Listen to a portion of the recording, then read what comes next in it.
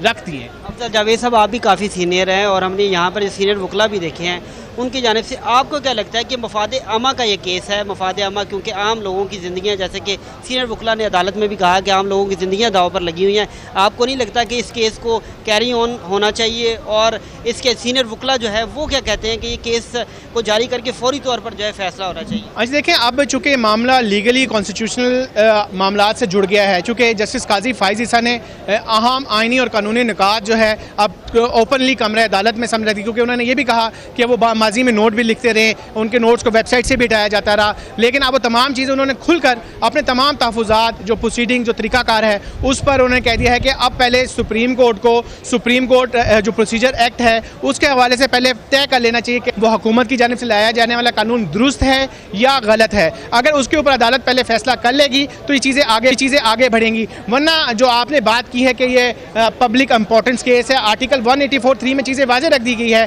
कि chief justice of Pakistan को जो इख्तियार हासिल है वो किसी भी पब्लिक इंपॉर्टेंस के मैटर को जो है उसके ऊपर सो मोटो ले सकता है, उसकी प्रोसीडिंग को वो कर सकता है। तो अब मसला इधर आके फंस चुका है कि जो मामला आज जस्टिस काजी फ़ाइज़ ईसा और जस्टिस सरदार तारिक साहब ने उठा दिया है कि पहले सुप्रीम कोर्ट ऑफ पाकिस्तान के हवाले से जो वफाकी हुकूमत की जानिब से supreme court review and practice act जो प्रोसीजर एक्ट जो लाया गया है उसके ऊपर हुक्म इम्तनाई जारी किया गया है, उसके हवाले से अदालत फैसला कर ले। लेकिन अगर ओवरऑल बात की जाए पाकिस्तान में जो हालात हैं, इन हालात में अवाम सिविलियन शहरियों की ज़िंदगी के तहफ़्फ़ुज़ के तमाम मुतल्लिक़ जो रियासती इदारे हैं वो भी तहफ़्फ़ुज़ के ज़िम्मेदार हैं। सुप्रीम कोर्ट ऑफ पाकिस्तान जहाँ हम आज खड़े हैं वो मुल्क की सबसे बड़ी अदालत है, वहाँ पर भी फैसले किए जाने बड़े ज़रूरी हैं, क्योंकि हर मुल्क का शहरी जो है वो तहफ़्फ़ुज़ लेने के लिए, वो अपने इंसाफ लेने के लिए पाकिस्तान की सबसे बड़ी अदालत है सुप्रीम कोर्ट ऑफ पाकिस्तान का रुख करता है। अच्छा अफजल साहब, ये भी बताइएगा, जैसा कि हमने बहुत कम आपको वक्त मिला वहाँ से नीचे आते हुए, तो सीनियर वकला जब कमरा अदालत से बाहर आ रहे होंगे तो वो भी तो कोई कन्वर्सेशन कर रहे होंगे, आपको क्या लगता है कि उनकी कन्वर्सेशन जो थी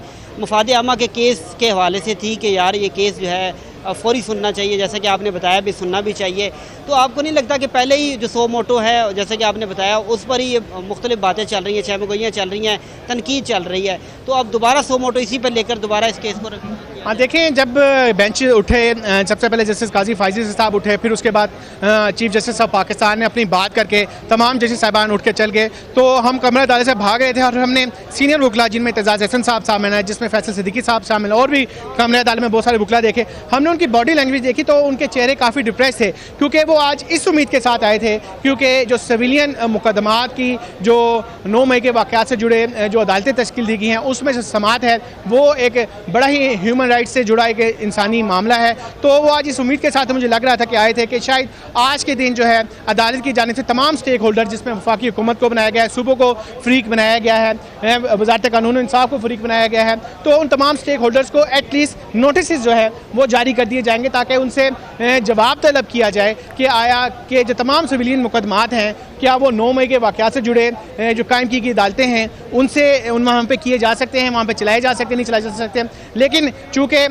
समाज शुरू होते साथ ही बेंच पर की तश्कील पर इतराज़ कर दिया गया, जस्टिस काजी फ़ाइज़ ईसा की जानिब से तफसील के साथ तकरीबन आधा घंटे से ज़्यादा देर तक उन्होंने अदालत की रिमार्क्स में देते रहे और उसमें अहम आइनी और कानूनी जो निकात है उस पर सवालात उठाए। तो इस वक्त एक खिचड़ी मुझे पकती हुई दिखाई दे रही है सुप्रीम कोर्ट ऑफ पाकिस्तान में, चूँकि ये भी जस्टिस काजी फ़ाइज़ ईसा ने कहा कि सुप्रीम कोर्ट में जनाब एक फूलों का गुलदस्ते की उन्होंने बात की कि खुशबुएँ भी होती हैं, मुख्तलिफ कलर्स जो हैं फूलों के वो भी होते हैं, तो लेकिन जो आज की मुझे प्रोसीडिंग लग रही है वो जो डिवीज़न हमें माजी में नज़र आ रही थी कि सुप्रीम कोर्ट ऑफ पाकिस्तान के मोअज़्ज़िज़ जजेस साहिबान के दरमियान है और चीफ जस्टिस ऑफ पाकिस्तान ने जस्टिस मुनीब अख्तर और बाकी साथियों के साथ मिलके कहा जाता है कि 2 अलग ग्रुप हैं, लेकिन जस्टिस मंसूर अली शाह ने एक यहाँ पर ही हमारे अकब में आकर जस्टिस काजी फ़ाइज़ ईसा के हमरा, चीफ जस्टिस ऑफ पाकिस्तान के हमरा एक पौधा लगाया, उससे एक पैगाम देने की कोशिश की गई थी कि शायद कोई हालात, कोई जो सुप्रीम कोर्ट की अंदरूनी पॉलिटिक्स है वो बेहतरी की तरफ जाती हुई हमें दिखाई दे रही है। लेकिन अब चूँकि जस्टिस काजी फ़ाइज़ ईसा ने एक अहम कानूनी और आइनी निकात उठा दिए हैं, चीफ जस्टिस ऑफ पाकिस्तान की कोर्ट में ये बाल मुझे लग रहा है उन्होंने फेंक दी है। एक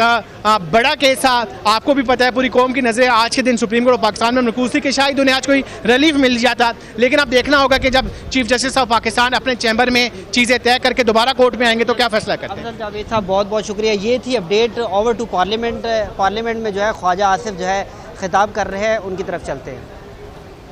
ये सियासी मकासद के लिए